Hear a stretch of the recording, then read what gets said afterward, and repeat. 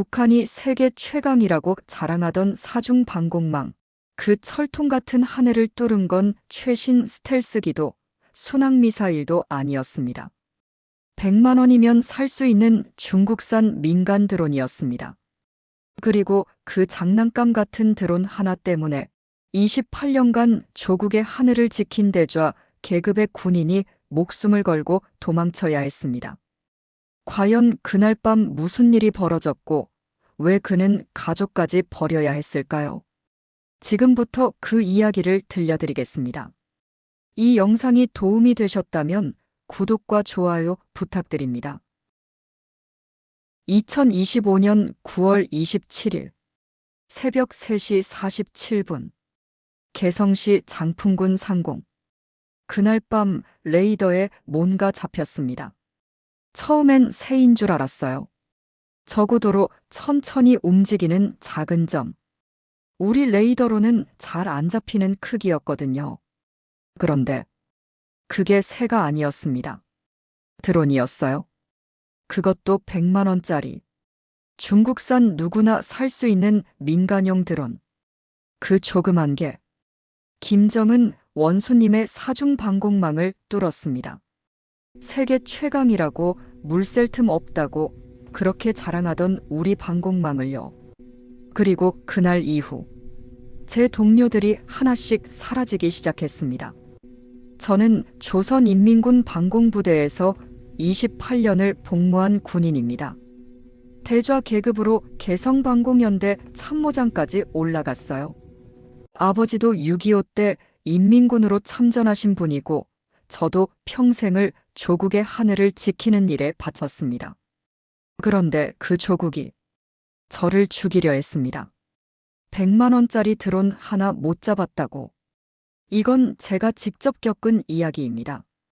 북한 방공부대 내부에서 실제로 무슨 일이 벌어졌는지, 왜 그렇게 많은 간부들이 숙청됐는지, 그리고 왜 김여정 부부장이 직접 나서서 군부를 조롱했는지 오늘 처음으로 다 말씀드리겠습니다.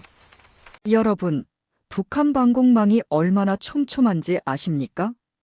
평양 주변만 해도 사중방어선이 깔려 있습니다. 장거리 미사일, 중거리 미사일, 단거리 미사일, 그리고 대공포까지. 어떤 비행물체도 평양 100km 안에 들어오면 바로 격추시킬 수 있다고 우리는 그렇게 교육받았어요. 저는 그걸 자랑스럽게 여겼습니다. 28년 전 20살 청년이었던 제가 처음 방공부대에 배치받았을 때가 생각나네요. 아버지가 그러셨어요. 철웅아, 우리 집안이 3대째 조국을 지키는 거다. 내 할아버지는 일제 때 빨치산 하셨고 나는 6.25 때 미제놈들하고 싸웠다. 이제 내가 하늘을 지켜라. 그 말씀 평생 가슴에 품고 살았습니다. 솔직히 말씀드리면 저는 체제를 의심해 본 적이 없었어요. 위대한 수령님들께서 이끄시는 우리 조선이 세계에서 가장 위대한 나라라고 그렇게 믿었습니다.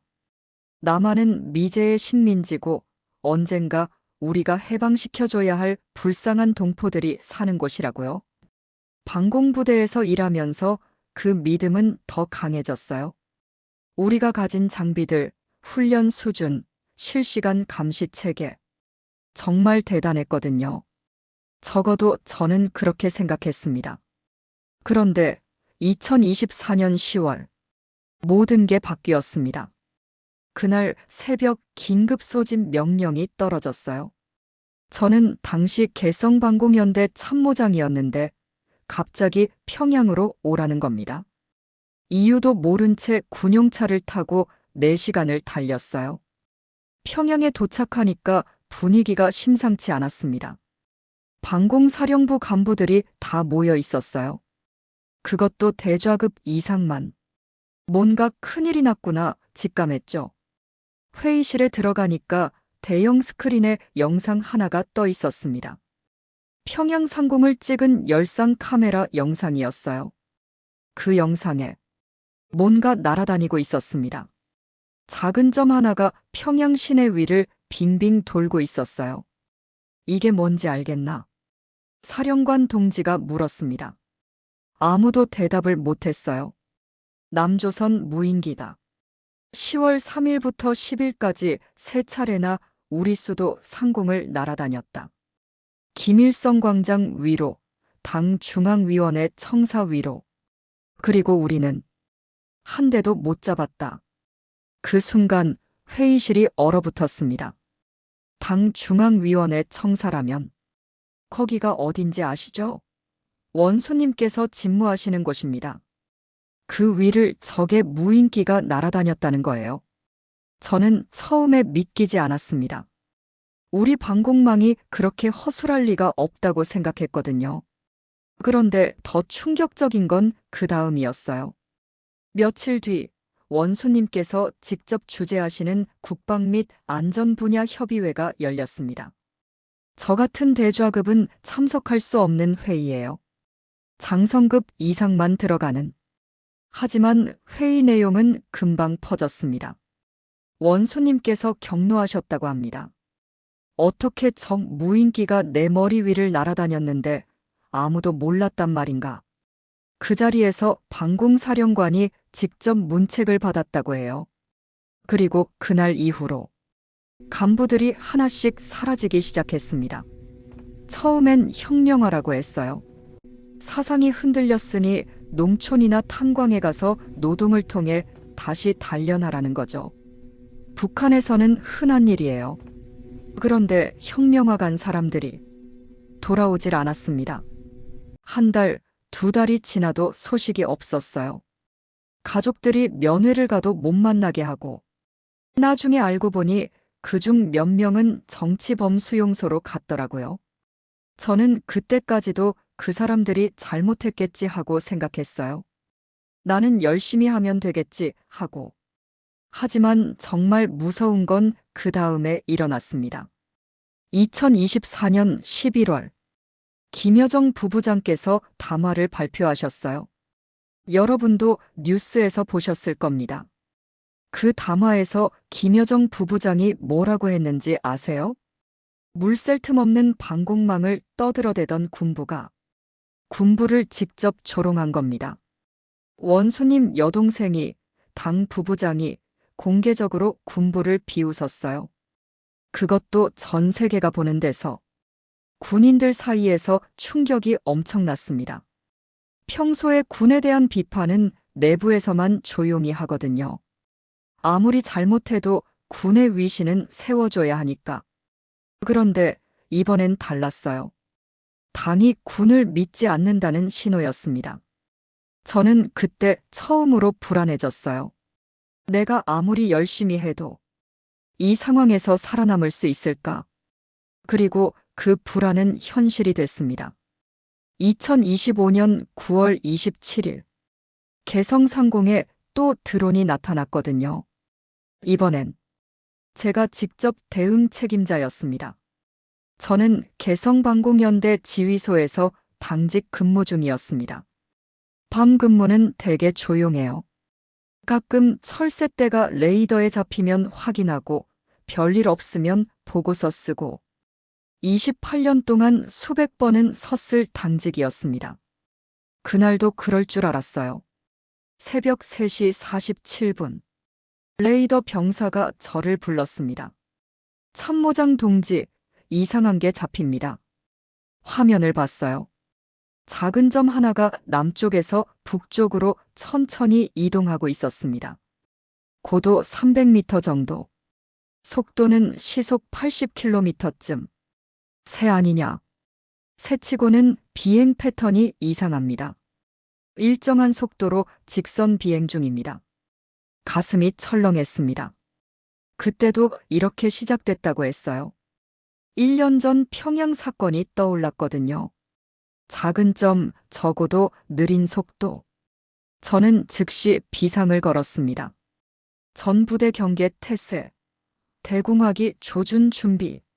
문제는 그 다음이었어요. 우리 레이더는 적어도 소형 물체를 추적하는데 한계가 있었습니다. 원래 미사일이나 전투기를 잡으려고 만든 장비거든요. 새 크기만 한 드론은 잡았다가 놓쳤다가를 반복했어요. 게다가 밤이었습니다. 육안으로는 아무것도 안 보였어요. 광학 추적 가능하냐? 야간이라 열상 카메라 해상도가 떨어집니다. 간헐적으로만 포착됩니다. 저는 상급 부대에 즉시 보고했습니다. 평양 방공사령부에서 지시가 내려왔어요. 추적 유지. 격추는 대기. 격추 대기라니. 저는 이해가 안 됐습니다. 적 무인기가 우리 영공에 들어왔는데 왜 격추를 안 하냐고요? 나중에 알았어요. 섣불리 쏘면 안 되는 이유가 있었습니다. 우리 방공 미사일은 비쌉니다. 한 발에 수억 원이에요. 그걸 100만 원짜리 민간 드론 잡는데 쓸 수는 없거든요. 게다가 혹시 새였으면 어쩔 거냐, 그런 계산도 있었을 거예요. 결국 우리는 그 드론이 개성시 상공을 지나 황해북도 평산 방향으로 사라지는 걸 지켜볼 수밖에 없었습니다. 그게 제 인생 최대의 실수였습니다. 다음 날 아침, 황해북도 평산군 어느 마을에서 신고가 들어왔습니다. 농민이 산에서 이상한 기계를 발견했다고. 수습팀이 가서 확인해 보니 드론이었어요.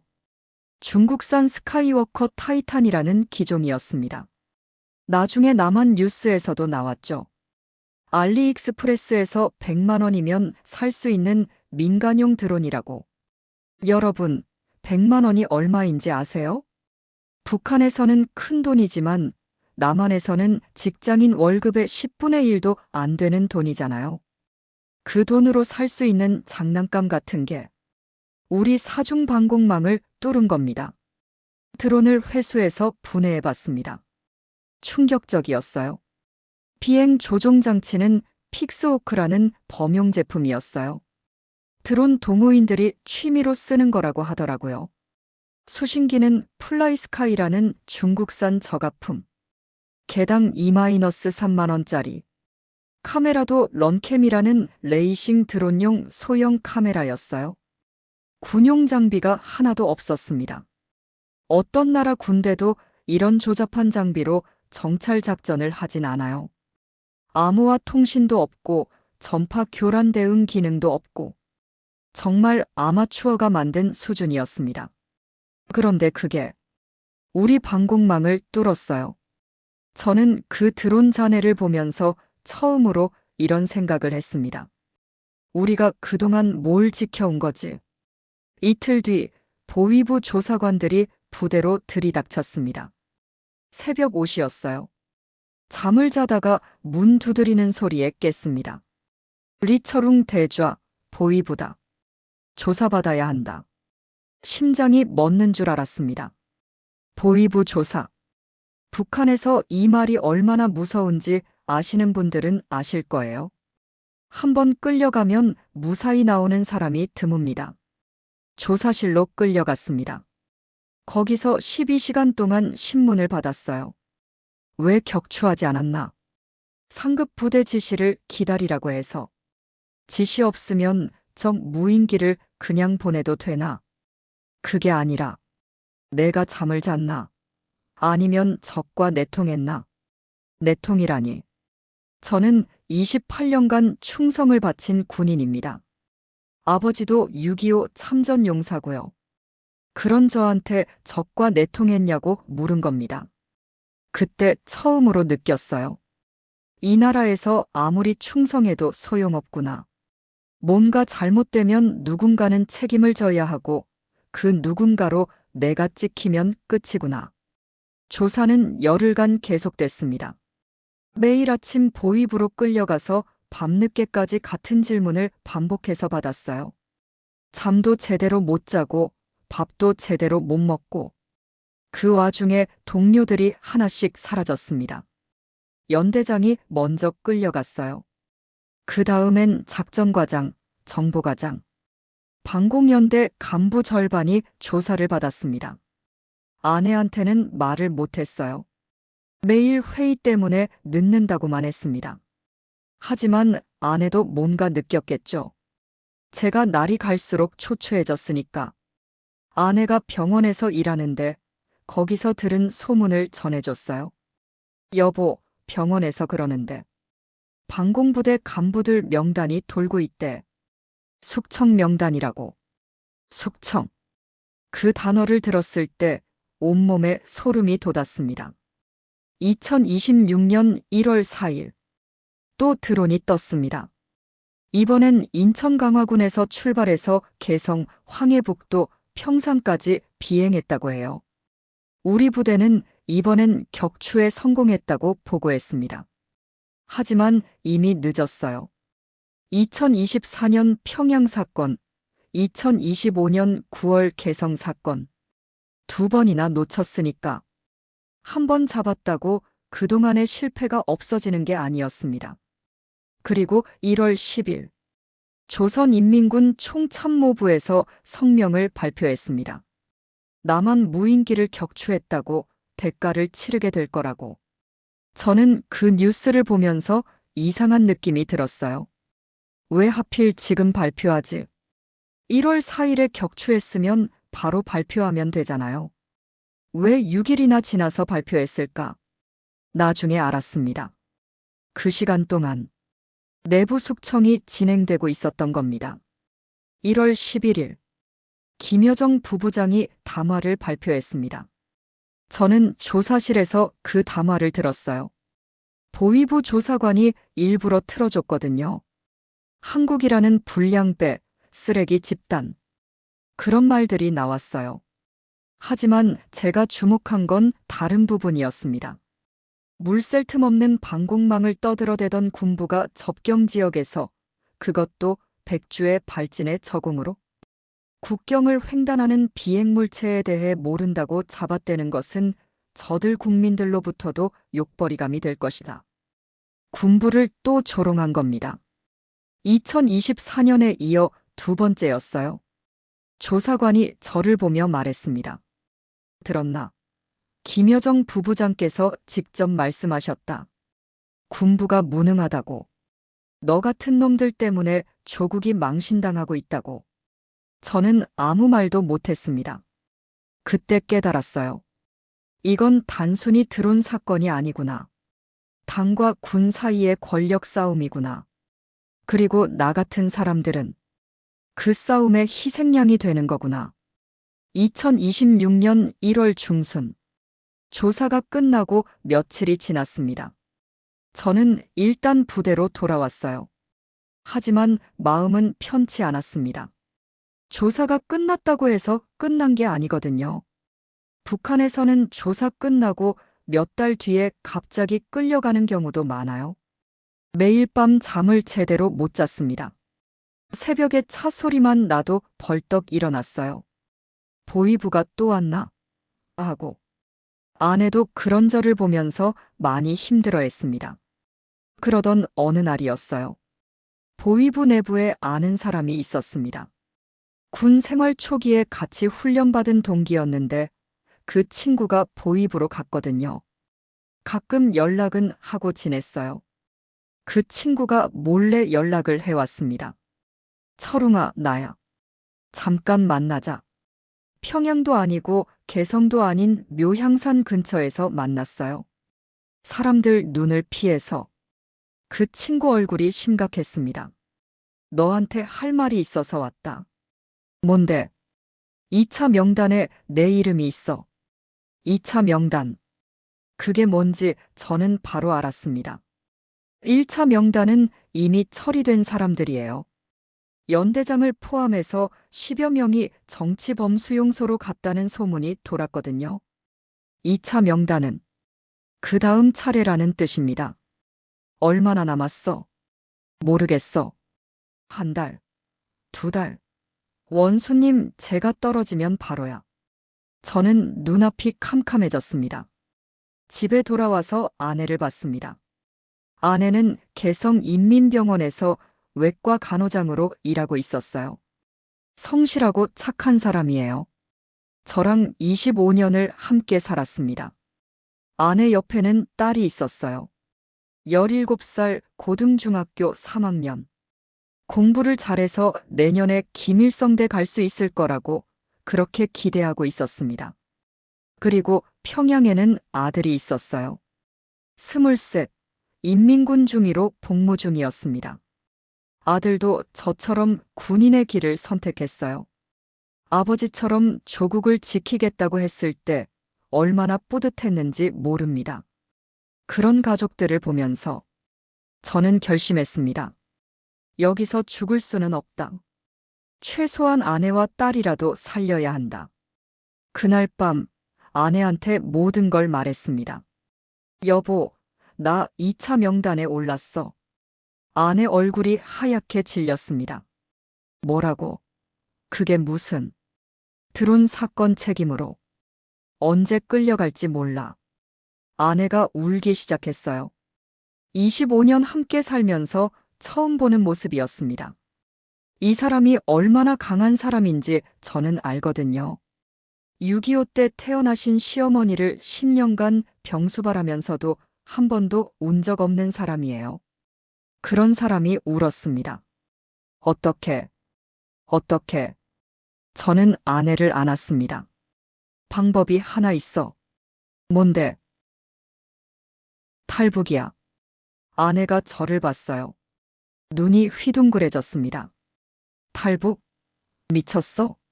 당신 군 간부잖아. 잡히면 바로 총살이야. 여기 있어도 죽어. 정치범 수용소 가면 살아서 나올 수 있겠어? 아내는 아무 말도 못했습니다. 사실이니까요.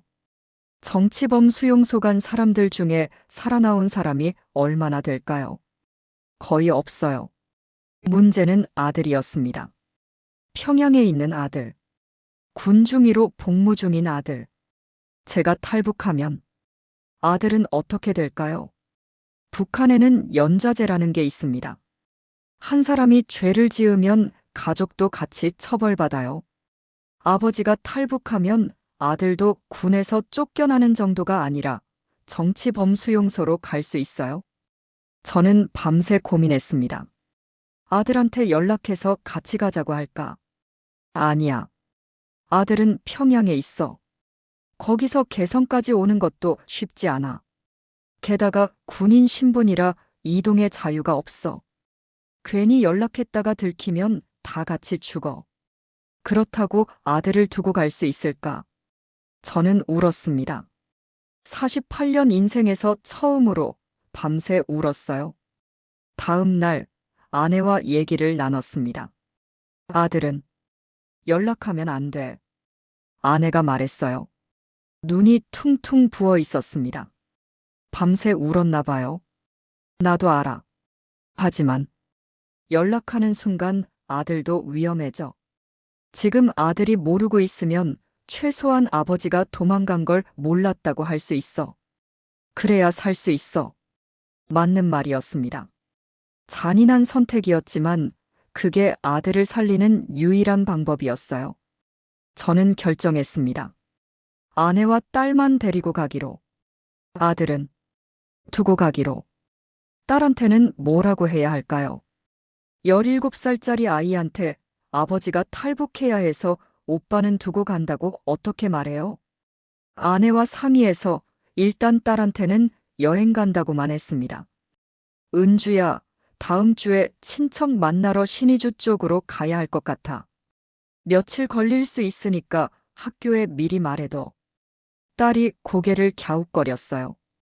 신의주요? 갑자기요? 오빠는요? 오빠는 평양에서 근무 중이니까 못 와. 우리끼리 가는 거야. 딸이 이상하다는 표정을 지었지만 더 묻지는 않았습니다. 미안했어요. 이 아이한테 얼마나 큰 짐을 지우는 건지. 탈북 준비를 시작했습니다. 군 간부가 탈북하는 건 일반 주민보다 훨씬 어렵습니다. 첫째, 감시가 철저해요. 보위부에서 간부들 동선을 수시로 확인하거든요. 둘째, 이동의 자유가 없어요. 군인은 부대 밖으로 나가려면 허가를 받아야 해요. 셋째, 가족도 감시 대상이에요. 가족이 갑자기 움직이면 바로 의심받습니다. 그래서 치밀하게 계획을 세워야 했어요. 우선 돈이 필요했습니다. 탈북 브로커한테 줄 돈, 중국에서 버틸 돈, 이동 경비. 저는 그동안 모아둔 돈을 꺼냈습니다. 군 간부라고 해도 북한에서는 월급이 많지 않아요. 그래도 20년 넘게 조금씩 모은 돈이 있었습니다. 위안화로 바꿔서 숨겨뒀어요. 북한 원화는 밖에 나가면 휴지 조각이니까요. 그 다음엔 루트를 알아봤습니다. 개성에서 바로 남쪽으로 가는 건 불가능해요. 군사분계선은 지뢰밭이고 경비가 철통 같거든요. 북쪽으로 가서 압록강을 건너 중국으로 가야 했습니다. 아는 사람을 통해 브로커를 연결받았어요. 위험한 일이었습니다. 브로커가 보위부 앞잡이일 수도 있으니까요. 하지만 선택의 여지가 없었습니다. 출발 날짜는 12월 28일로 정했습니다. 겨울이라 추웠지만 그게 오히려 나았어요. 압록강이 얼어붙으면 배 없이 걸어서 건널 수 있거든요. 출발 전날 밤, 저는 아버지 산소에 갔습니다. 아버지는 5년 전에 돌아가셨어요. 6.25 참전용사로 평생을 조국에 바친 분이셨습니다. 산소 앞에 무릎을 꿇었습니다. 아버지, 불효자가 왔습니다. 저는 울었습니다. 아버지께서 목숨 바쳐 지킨 나라가 저를 죽이려 합니다. 저는 도망가야 합니다. 아버지, 용서해 주세요. 바람이 불었어요. 12월의 차가운 바람. 아버지께서 대답하시는 것 같았습니다. 살아라. 살아서 가족을 지켜라. 저는 산소에 절을 올리고 돌아섰습니다. 그게 마지막이었어요. 아버지 산소를 본 게 어머니께도 인사를 드렸습니다. 어머니는 순천에 계셨어요. 82세, 혼자 사시는 어머니. 전화로 연락했습니다. 직접 가면 의심받을까봐. 어머니, 저 철웅이에요. 오 아들. 웬일이니? 그냥. 어머니 목소리 듣고 싶어서요. 어머니는 좋아하셨어요. 아들이 연락했다고. 어머니, 몸은 좀 어떠세요? 괜찮다. 늙으니까 여기저기 아프지만 그래도 괜찮아. 저는 목이 메었습니다. 이게 마지막 일 수도 있는데. 어머니 목소리 듣는 게. 어머니, 어머니한테 효도 많이 못해서 죄송해요. 무슨 소리야, 갑자기. 너는 늘 잘했어. 군인이 나라 지키는 게 제일 큰 효도지. 저는 눈물을 삼켰습니다. 어머니, 사랑해요. 항상 건강하세요. 전화를 끊었습니다. 다시는 못 들을 수도 있는 어머니 목소리. 2025년 12월 28일 새벽 4시. 아직 해가 뜨기 전 칠흑 같은 어둠 속에서 우리 가족은 집을 나섰습니다. 아내와 딸, 그리고 저. 세 사람. 짐은 최소한으로 챙겼어요. 배낭 하나씩, 옷 몇 벌, 약간의 음식, 그리고 돈. 딸은 아직 모르고 있었습니다. 그냥 친척 만나러 가는 줄 알았어요. 아빠, 왜 이렇게 일찍 가요? 해 뜨고 가면 안 돼요? 버스 첫 차 타야 해서 그래. 조금만 참아. 거짓말이었습니다. 일찍 출발하는 이유는 따로 있었어요. 보위부 감시가 제일 느슨한 시간이 새벽이거든요. 개성에서 신의주까지는 기차로 8시간 정도 걸립니다. 저는 군 간부였기 때문에 출장 명목으로 이동 허가를 받아뒀어요. 물론 가짜 출장이었지만 서류상으로는 신의주 방면 부대 시찰로 되어 있었습니다. 검문소를 몇 개 지났습니다. 매번 가슴이 철렁했어요. 신분증. 예, 여기 있습니다. 군장교 신분증을 보여주면 대개 그냥 통과시켜줬어요. 그래도 혹시나 싶어서 매번 식은땀이 났습니다. 아내는 제 손을 꼭 잡고 있었어요. 손이 떨리고 있었습니다. 딸은 창밖을 보면서 졸고 있었어요. 아직 아무것도 모르는 채로. 신의주에 도착한 건 오후 1시쯤이었습니다. 여기서부터가 진짜 위험한 구간이었어요. 브로커를 만나기로 한 장소는 신의주 외곽의 한민가였습니다. 주소만 외워두고 갔어요. 메모는 남기면 안 되니까. 좁은 골목을 돌아 민가에 도착했습니다. 문을 두드리자 50대 남자가 나왔어요. 리동모. 예. 들어와. 안으로 들어가니 사람이 몇 명 더 있었어요. 우리처럼 탈북하려는 사람들이었습니다. 젊은 부부 한 쌍, 혼자 온 30대 여자. 브로커가 말했습니다. 오늘 밤 10시에 출발한다. 해가 완전히 지고 경비교대 시간에 맞춰서. 질문?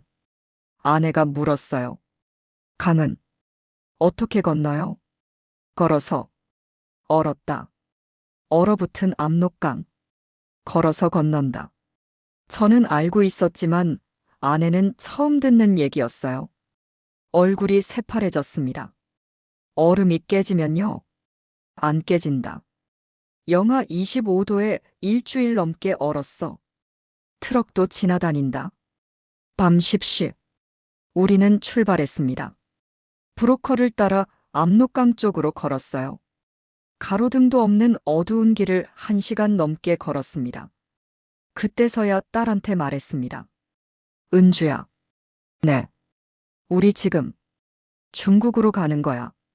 딸이 멈춰 섰습니다. 뭐라고요? 아빠가 위험해서. 여기 있으면 안 돼. 우리 가족 다 죽을 수도 있어. 딸의 눈이 휘둥그레졌어요. 오빠는요? 오빠는 어떡해요? 저는 대답할 수가 없었습니다. 아내가 딸을 안았어요. 오빠는 나중에. 지금은 우리라도 가야 해. 딸이 울기 시작했습니다. 싫어요. 오빠 두고 못 가요. 오빠한테 연락해요. 연락하면 오빠도 위험해져. 우리가 탈북한 걸 모르는 게 오빠한테는 더 나아. 잔인한 말이었어요. 하지만 사실이었습니다. 딸은 한참을 울었습니다. 저도 울었어요. 어둠 속에서 소리 죽여가며. 자정이 조금 넘어서 압록강에 도착했습니다. 강은 정말 얼어 있었어요. 새하얀 얼음판이 끝없이 펼쳐져 있었습니다. 저쪽 끝에 희미하게 불빛이 보였어요. 중국 땅이었습니다. 브로커가 말했습니다. 여기서부터 뛰어야 해. 국경 경비대 순찰이 15분 간격으로 돈다. 10분 안에 건너야 해. 10분. 얼어붙은 강을 10분 안에 건너야 했습니다. 준비됐나? 저는 아내와 딸 손을 잡았습니다. 가자. 얼음 위를 달렸습니다. 영하 25도. 숨을 쉬면 코가 얼어붙는 것 같았어요. 그래도 멈출 수 없었습니다. 딸이 중간에 미끄러져 넘어졌어요. 아빠. 저는 딸을 일으켜 세웠습니다. 괜찮아, 일어나. 발이 너무 차가워요. 딸 신발이 얇았어요. 제대로 된 겨울 신발을 준비 못했거든요. 의심받을까봐. 저는 딸을 업었습니다. 48살 몸으로 17살 딸을 업고 얼어붙은 강 위를 달렸어요. 허리가 끊어지는 것 같았습니다. 그래도 멈출 수 없었어요. 뒤에서 불빛이 보였습니다. 순찰대였어요. 빨리, 빨리 가. 브로커가 소리쳤습니다. 저는 죽을 힘을 다해 뛰었어요. 옆에서 아내도 뛰고 있었습니다. 함께 탈북하는 다른 사람들도. 불빛이 점점 가까워졌어요. 거기서 멀리서 고함 소리가 들렸습니다. 하지만 우리는 멈추지 않았어요. 총소리가 났습니다. 탕, 탕. 위협 사격이었어요. 아직 조준 사격은 아니었습니다. 10m, 5m. 중국 쪽 강둑에 도착했습니다. 강둑을 기어 올랐어요. 손이 얼어서 감각이 없었습니다. 그래도 기어 올랐어요.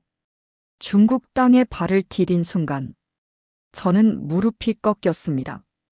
28년 군 생활에서 한 번도 운 적 없는 제가 펑펑 울었어요. 아내도 울었습니다. 딸도. 우리 세 사람이 얼어붙은 땅 위에서 부둥켜 안고 울었어요. 살았어. 우리 살았어. 아내가 말했습니다. 저는 북쪽 하늘을 봤어요. 거기 아들이 있었습니다. 어머니가 계셨습니다. 아버지 산소가 있었습니다. 이제 다시는 못 갈 곳이 됐어요. 잠깐 쉬는 동안 확인해 보니 딸 발이 심하게 얼어 있었어요. 동상 초기 증상이었습니다. 아빠, 발이 너무 아파요. 딸이 울었습니다. 저는 딸 발을 제 품에 안고 녹여줬어요. 그게 지금 당장 할 수 있는 유일한 거였으니까. 브로커가 다가왔습니다. 이제부터가 시작이다. 중국에서도 잡히면 바로 북송이야. 조선족 마을까지 가야 해. 걸을 수 있겠나? 저는 다시 딸을 업었습니다. 갑시다. 새벽 3시. 조선족 마을에 도착했습니다. 브로커가 안내한 집에 들어갔어요. 조선족 아주머니가 우리를 맞아주셨습니다. 불쌍한 것들. 많이 힘들었지. 일단 들어와서 좀 쉬어. 따뜻한 방에 들어가니 그제서야 몸이 녹았어요. 아주머니가 된장국을 끓여주셨습니다. 먹어. 먹어야 힘이 나지. 저는 그 된장국을 먹으면서 또 울었습니다. 북한에서 먹던 거랑 똑같은 맛이었어요. 어머니가 끓여주시던 그 맛. 이제 다시는 못 먹을 어머니 밥상. 중국에 도착했다고 해서 끝난 게 아니었습니다. 여러분도 아시겠지만 중국은 탈북자를 잡으면 북한으로 돌려보내요. 북송이라고 하죠. 북송되면 그건 죽음이에요. 특히 저처럼 군 간부 출신은 100% 총살입니다. 그래서 숨어 살아야 했습니다. 조선족 마을에서 며칠 쉬고 나서 브로커가 다른 은신처로 안내해줬어요. 연길 근처의 작은 마을이었습니다. 거기서 2달 정도 숨어 살았어요. 문제는 딸발이었습니다. 동상이 생각보다 심했어요. 발가락 2개가 검게 변해 있었습니다. 병원에 가야 할 것 같아요. 아내가 말했습니다. 아내는 간호사 출신이니까 상태가 얼마나 심각한지 알았어요. 병원 가면 신분이 탄로나. 그래도 이대로 두면 발가락 잃어. 아니면 폐혈증 와서 죽을 수도 있어. 저는 고민했습니다. 결국 조선족 아는 사람을 통해 의사를 구했어요. 면허 없는 무면허 의사였지만 그래도 없는 것보다 나았습니다. 치료비로 가진 돈의 절반이 나갔어요. 다행히 딸 발은 나아졌습니다. 발가락을 잃지는 않았어요. 아빠 미안해요. 저 때문에 돈 많이 썼죠? 무슨 소리야. 내가 건강한 게 제일 중요해. 딸을 안아줬습니다. 이 아이가 겪어야 할 일이 아닌데. 17살짜리가. 중국에 있는 동안 저는 계속 불안했습니다.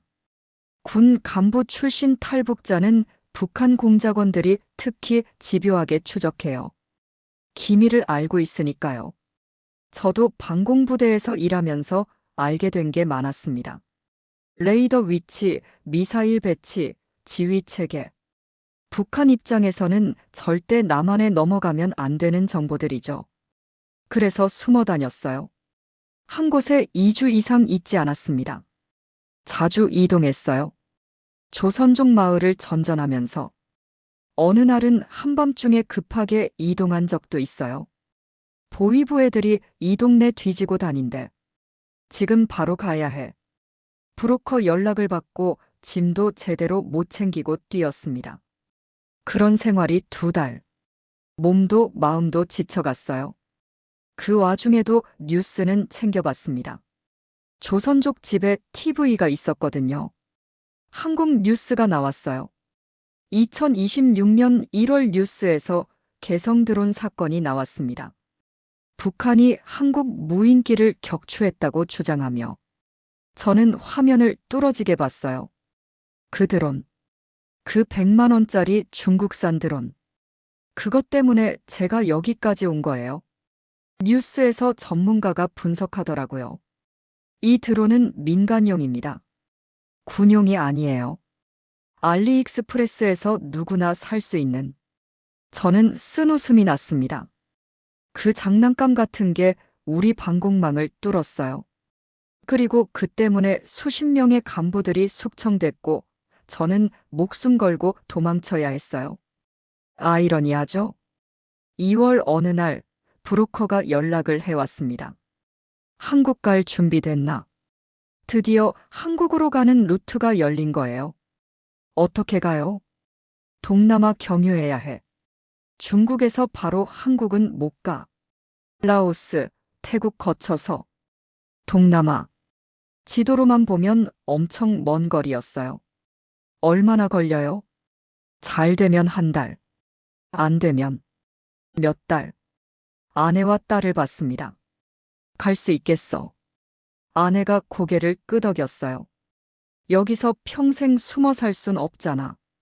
딸도 말했습니다. 아빠 가요. 한국 가면. 오빠도 나중에 올 수 있을지도 모르잖아요. 딸의 말에 가슴이 뭉클했습니다. 이 아이가 아직도 오빠를 생각하고 있구나. 출발 전날 밤, 저는 밖에 나가 하늘을 봤습니다. 북쪽 하늘.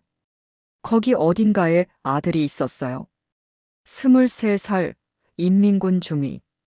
저처럼 조국을 지키겠다고 군인이 된 아들. 철민아 아버지다. 마음속으로 말했어요. 아버지가 반역자가 됐다. 내 아버지가 탈북자야. 너한테 무슨 일이 생길지 모르겠다. 정말 미안하다. 하지만 살아야 했어. 살아서 언젠가 다시 만나야 하니까. 통일되면 그때 만나자. 그때 아버지가 직접 사과할게. 아들아, 건강해라. 제발. 눈물이 흘렀습니다. 아버지로서 가장 못난 선택을 한 것 같았어요. 하지만 돌이킬 수는 없었습니다. 어머니께도 마음속으로 인사를 드렸습니다. 어머니, 불효자 철웅이입니다. 어머니 생전에 다시 뵐 수 있을지 모르겠습니다. 통일되면 제일 먼저 어머니 찾아뵐게요. 그때까지 건강하세요. 제발. 2026년 3월 1일. 우리 가족은 중국을 떠났습니다. 목적지는 라오스. 거기서 태국 국경을 넘어야 했어요. 새로운 여정의 시작이었습니다. 아내 손을 잡았어요. 갈 수 있겠어. 당신이랑 딸이랑 함께면 어디든가. 저는 아내한테 정말 고마웠습니다. 25년 전 저한테 시집 올 때 이런 일이 생길 줄 알았을까요? 남편 따라 탈북자가 되고 생사를 넘나드는 여정을 함께 해야 할 줄. 고마워. 정말 고마워. 아내가 웃었어요. 눈물을 글썽이면서. 고마운 건 나도 마찬가지야. 날 버리지 않고 데려와줘서. 버리다니요. 어떡해요? 25년을 함께한 사람을. 라오스. 평생 처음 와보는 곳이었습니다. 중국에서 버스를 타고 기차를 타고 또 버스를 타고 며칠을 이동해서 라오스 국경 근처에 도착했어요. 거기서부터는 걸어야 했습니다. 밀림을 통과해서 태국 국경까지. 브로커가 말했어요. 5일이면 된다. 잘 가면. 5일. 48살 남자, 45살 여자, 17살 소녀가 밀림을 5일 동안 걸어야 한다고요. 솔직히 자신이 없었습니다. 하지만 다른 방법이 없었어요. 첫째 날, 밀림에 들어갔습니다. 안내인이 앞장섰어요. 라오스 현지인이었는데 말이 안 통했습니다. 브로커가 통역을 해줬어요. 저 사람 따라가면 된다. 길에서 벗어나면 안 돼. 지뢰밭이야. 지뢰라니. 알고 보니 이 지역이 옛날 베트남전 때 미군이 폭격했던 곳이라고 해요. 아직도 불발탄이 묻혀 있대요. 우리는 한 줄로 서서 안내인을 따라갔습니다. 딸이 제 뒤에, 아내가 딸 뒤에. 아빠 무서워요. 괜찮아. 앞사람 발자국만 따라가면 돼.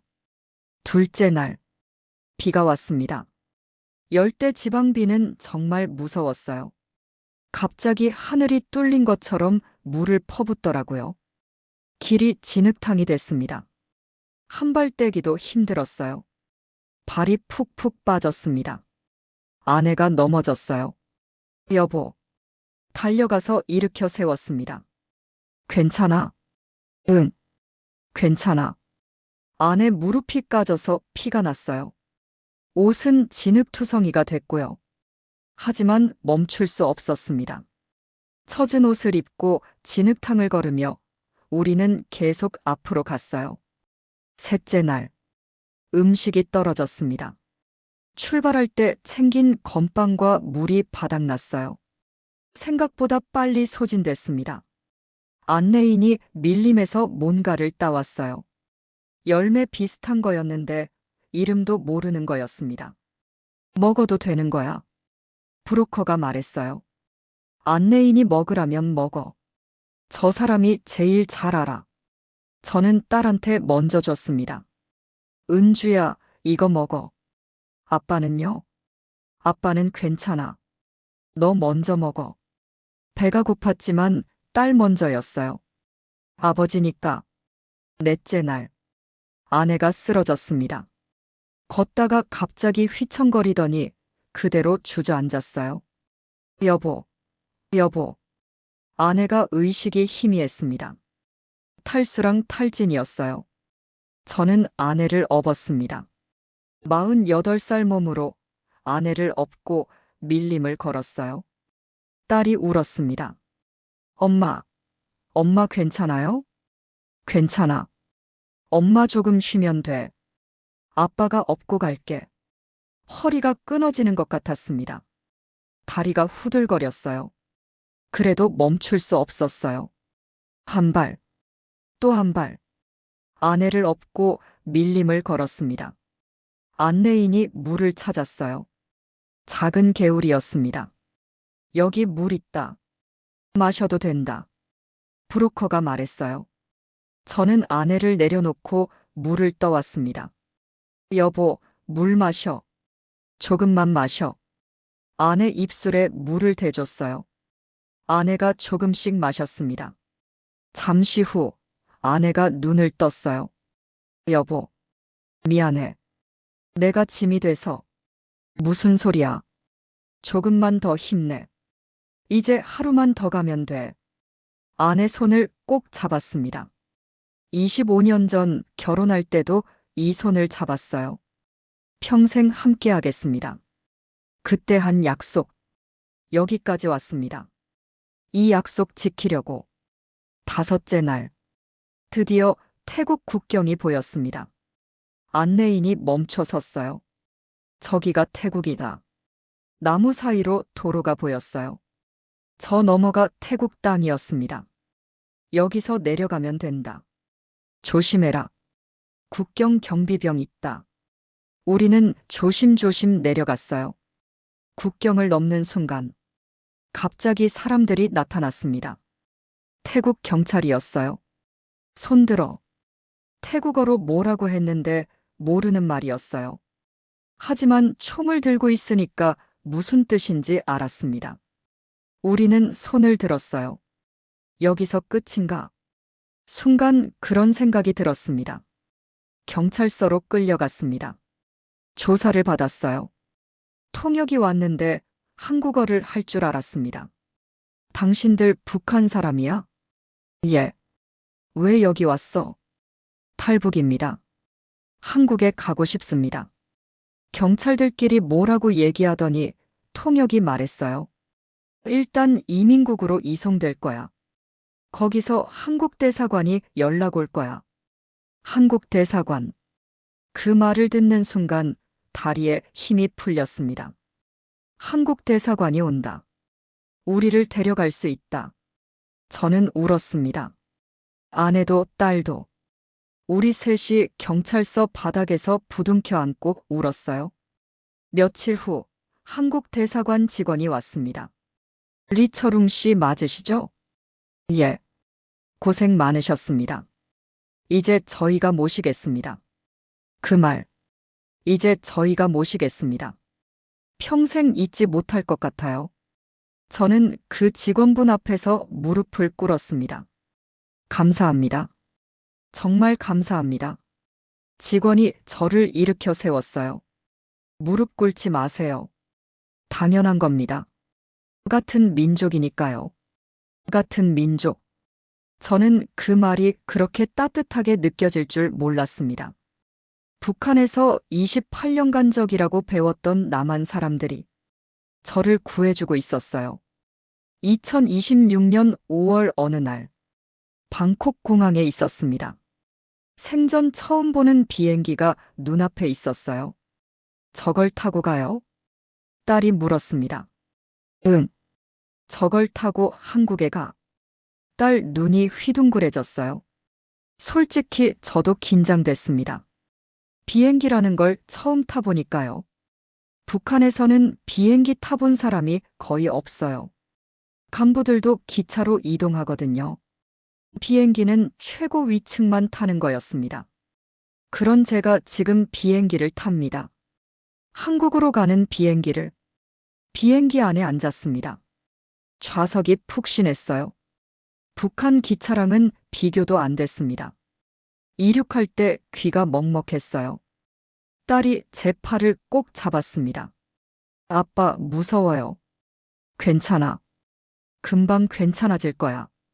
창밖을 봤습니다. 구름 위를 날고 있었어요. 태어나서 처음 보는 광경이었습니다. 내가 지금 하늘을 날고 있구나. 28년 동안 방공부대에서 하늘을 감시했어요. 하늘을 날아다니는 적을 잡는 게 제 일이었습니다. 그런 제가 지금 하늘을 날고 있어요. 아이러니하죠? 몇 시간 뒤, 기내 방송이 나왔습니다.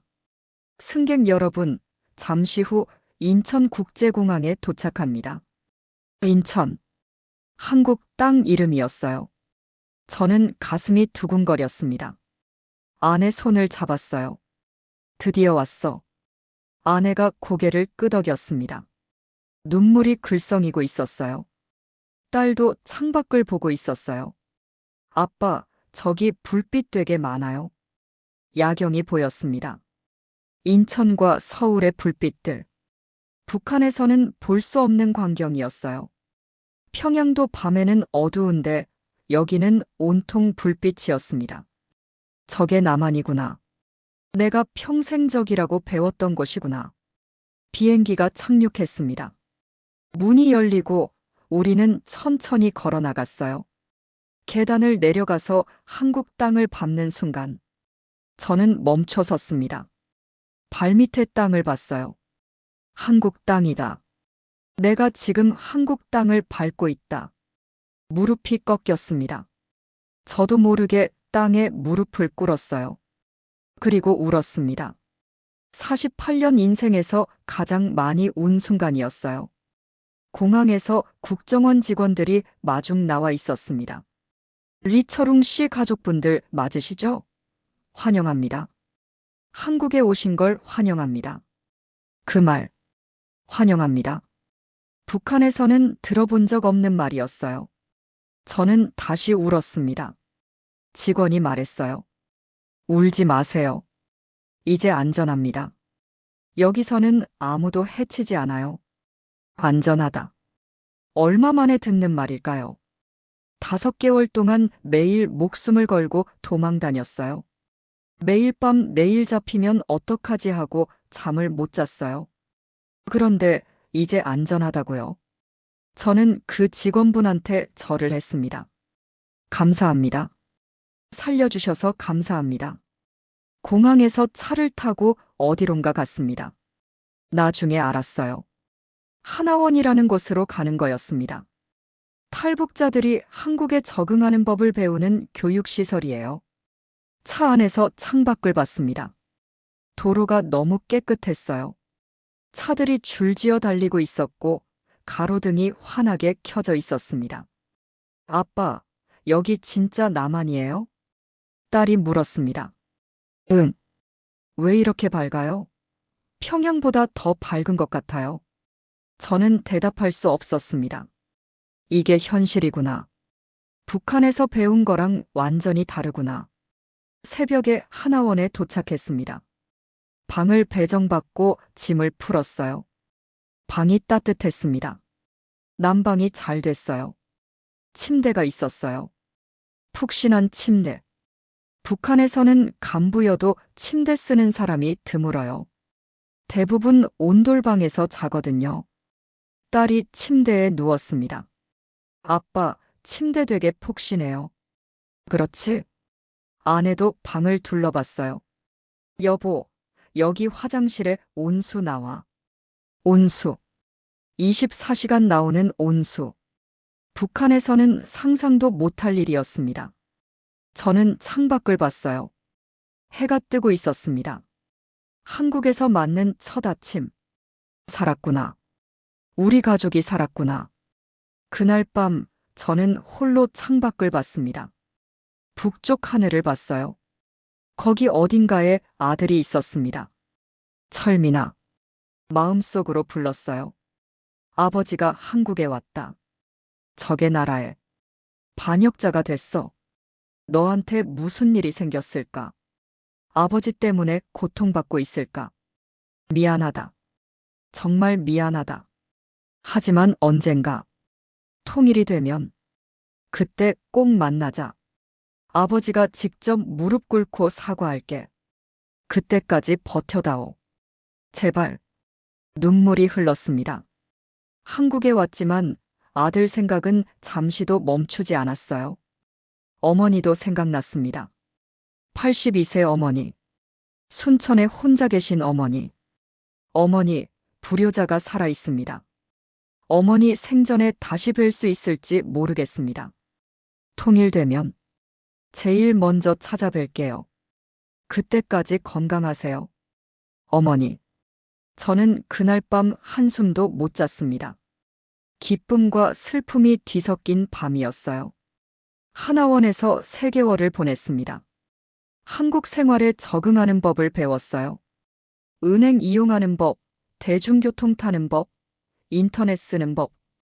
북한에서는 상상도 못할 것들이었습니다. 제일 충격받은 건 마트였어요.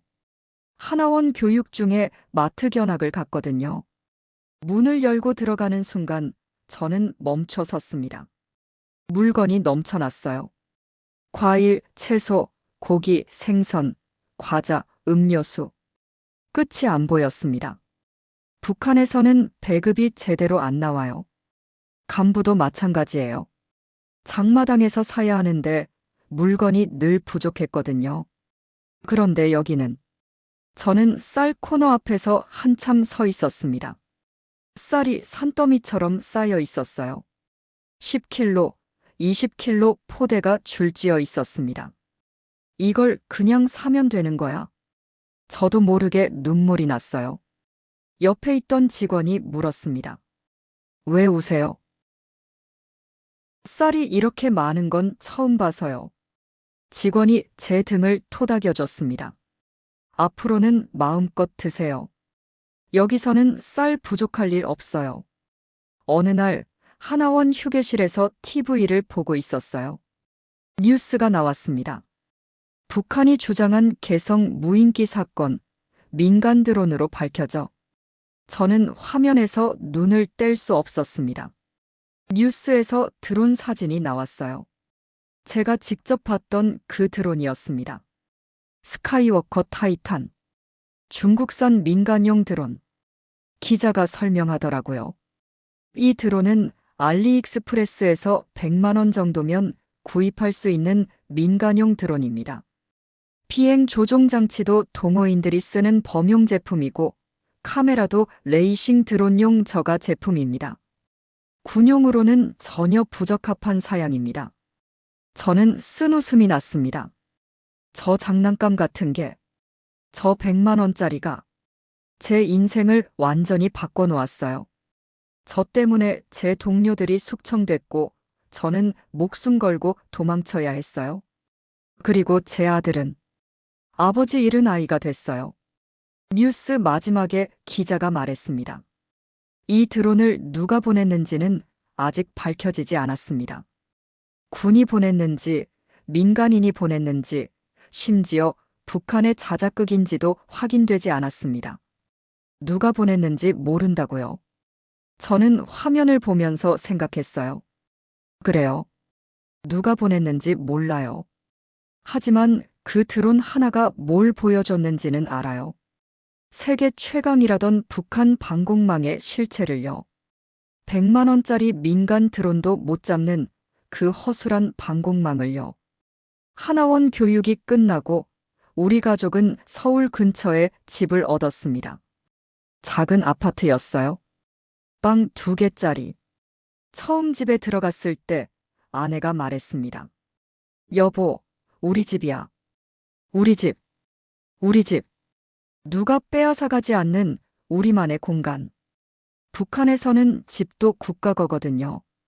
당에서 배정해주고 당에서 빼앗아가고. 내 집이라는 게 없어요. 그런데 여기서는 우리 집이 있어요. 저는 거실 바닥에 앉았습니다. 그리고 울었어요. 기쁨과 슬픔이 뒤섞인 눈물이었습니다. 딸은 학교에 다니기 시작했어요. 검정고시를 준비하고 있습니다. 내년에 대학 가겠다고 열심히 공부해요. 아빠, 저 한국에서 대학 갈 수 있는 거죠? 그럼. 열심히 하면 뭐든 할 수 있어. 딸이 웃었어요. 17살에 탈북해서 밀림 건너서 여기까지 온 아이. 얼마나 힘들었을까요? 그래도 이 아이가 웃을 수 있어서 다행이에요. 아내는 요양보호사 자격증을 따고 있어요. 북한에서 간호사였으니까 여기서도 비슷한 일을 하고 싶대요. 여보, 나 공부하니까 재밌어. 북한에서는 자격증 같은 거 없었잖아. 잘하고 있어. 멋있어. 아내가 부끄러워했어요. 25년을 함께한 사람. 탈북 여정을 함께 버텨준 사람. 이 사람이 없었으면 저는 여기까지 못 왔을 거예요. 저는 지금 이렇게 증언을 하고 있습니다. 제 이야기를 세상에 알리고 싶었어요. 북한 방공부대에서 실제로 무슨 일이 벌어졌는지, 왜 그렇게 많은 간부들이 숙청됐는지, 그리고 100만 원짜리 드론이 어떻게 한 군인의 인생을 바꿔놓았는지, 여러분께 마지막으로 드리고 싶은 말씀이 있습니다. 그 드론이 누가 보냈는지 저는 아직도 몰라요. 군이 보냈는지, 민간인이 보냈는지, 북한 자작극인지. 하지만 한 가지는 확실합니다. 그 100만 원짜리 드론이 북한 방공망의 실체를 온 세계에 보여줬어요. 세계 최강이라던 그 방공망이 알리익스프레스 드론 하나를 못 잡았습니다. 그리고 그 사실을 알았다는 이유로 저 같은 사람들이 죽어나가고 있어요. 지금 이 순간에도 북한에는 억울하게 숙청당하는 사람들이 있습니다. 지금 이 순간에도 자유를 찾아 목숨 걸고 탈출하는 사람들이 있어요. 저는 운이 좋았습니다. 살아서 여기까지 왔으니까요. 하지만 그러지 못한 사람들이 훨씬 많아요. 북에 두고 온 아들 생각이 매일 납니다. 철민이. 23, 인민군 중위. 지금 어떻게 됐을까요? 아버지가 탈북자가 됐으니까 군에서 쫓겨났을 거예요. 어쩌면 정치범수용소에 있을지도 몰라요. 아들아, 아버지가 정말 미안하다. 너를 두고 온 게 평생 죄책감으로 남을 거야. 하지만 살아야 했어. 살아서 언젠가 다시 만나야 하니까. 통일이 되면 그때 만나자. 그때 아버지가 직접 무릎 꿇고 사과할게. 그때까지 버텨다오. 제발. 어머니. 순천에 계신 82세 어머니. 어머니 생전에 다시 뵐 수 있을지 모르겠습니다. 통일이 되면 제일 먼저 찾아뵐게요. 어머니 좋아하시던 북어국 끓여드릴게요. 그때까지 건강하세요. 불효자가 여기서 매일 기도하고 있습니다. 여러분, 통일이 되면 저는 제일 먼저 고향에 갈 겁니다. 아버지 산소에 가서 절을 올릴 거예요. 어머니를 만나고 아들을 만날 거예요. 그날이 오기를 매일 밤 기도합니다. 우리 세대의 통일을 볼 수 있기를. 분단된 조국이 하나가 되는 날을 볼 수 있기를. 그날이 올 때까지 저는 여기서 증언을 계속하겠습니다. 북한의 진실을 세상에 알리겠습니다. 감사합니다. 2026년 현재 리철웅 씨가명 49세는 서울 근교에서 가족과 함께 살고 있습니다. 아내는 요양보호사로, 딸은 검정고시 준비 중입니다. 북에 남은 아들과 어머니의 소식은 아직 알 길이 없습니다. 리 씨는 현재 탈북자 지원단체에서 상담 자원봉사를 하며 자신과 같은 처지의 사람들을 돕고 있습니다. 그가 마지막으로 한 말입니다. 100만 원짜리 드론 하나가 제 인생을 바꿨어요. 그 드론을 누가 보냈는지는 모르겠지만 한 가지는 확실해요. 그 드론이 북한 체제의 민낯을 보여줬다는 거. 세계 최강이라던 방공망이 얼마나 허술한지. 그리고 그런 실수 하나에 얼마나 많은 사람이 죽어나가는지. 그게 북한이에요. 제가 28년간 지켜왔던 나라의 실체예요.